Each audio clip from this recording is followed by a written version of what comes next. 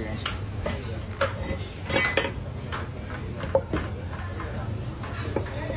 Oh, insyaAllah banyak tak eh? Ha? Banyak tak eh? Oh ni.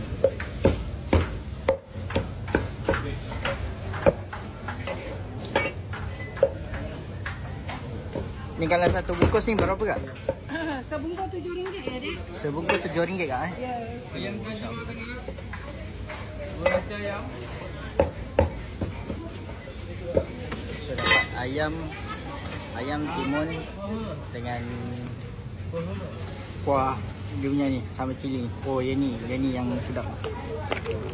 Ni Chinese style eh. Chinese taste agak eh. Ya, ya. Rasa Chinese agak eh. Ya. Masya-Allah. Agak buka hari-hari ke? Hari Isnin sampai hari Sabtu saja. Ahad cuti. Ahad cuti ke? Yep. Dari pukul berapa? Daripada 7.30 pagi sampai 4 petang, Dek. 7.30 sampai 4 petang eh. Ya. Habis awal tutup awal lah. Ya, betul. Kalau ni setiap hari banyak macam ni eh. Masya-Allah. Baik ya kak. Dekat mana kak? Nasi ayam mas Medan Selera, Taman Sri Wangsa. Tingkat bawah eh. Tingkat bawah. Okey kak, terima kasih.